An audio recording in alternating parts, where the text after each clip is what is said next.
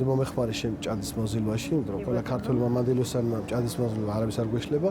შემდგომ უკვე ჩაკვრასაც თუ მოახერხებთ, რაც გასაკვირველია საუკეთესო ვარიანტი. უკვე მიხემძღვანელეთ თუ არა და ხო, რა თქმა უნდა, არ არის მაინც გამომივა. კეთილი, მაშინ დაიწყე. კარგი.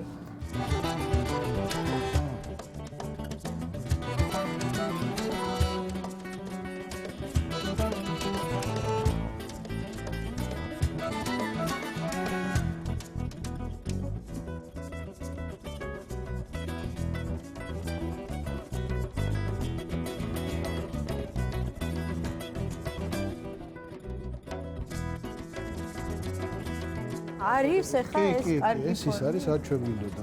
მოდი ახლა ეს ჩავიტანოთ ღუმელში და შეშაზე, შეშეს ღუმელში გამოვაცხოთ. მეგონი ძალიან შეშეს ღუმელი. რა თქმა უნდა, თავისებური არომატსაც მისცემს თავისებურად. მეგონი ყველაფერი კარგად გამოგვივა.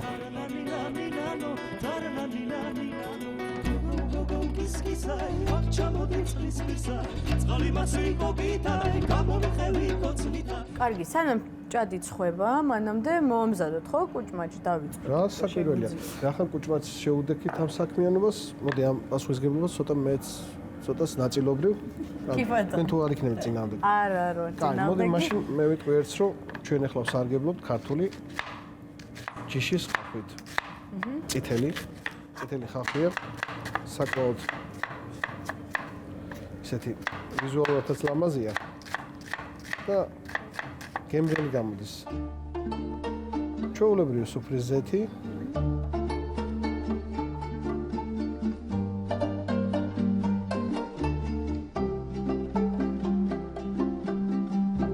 თვალით ხედავ რომ ამდენია. შეიძლება ჩაყარე, მხოლოდ ნება ჩაყარე.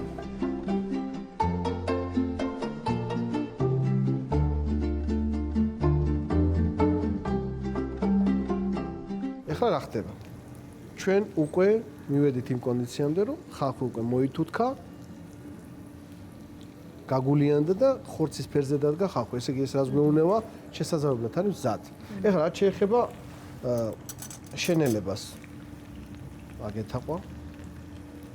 ექსკლუზიურად თქვენთვის. ავიღოთ ჯერ დავიწყოთ ნიორით.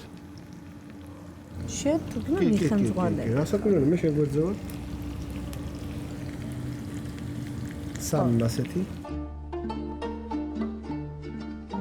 მოვყვეთ იქიდან უცხო სუნელი.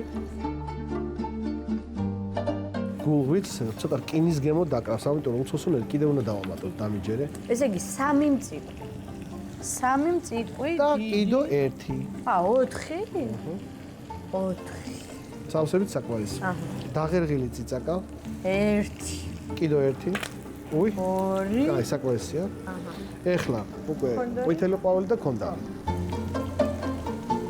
მე ამ ყველაფერს კარგად ვიმახსოვრებ. რა თქმა უნდა, თუ ვერ დაიმახსოვრებ, მე მაგ პასტა ფურცელს და ჩაგაწერია. უკვე აი აქ. აჰა. და ქონდარი. ქონდარი უხდება სერიოზულად. მაშინ კიდევ ერთხელ დავამატოთ.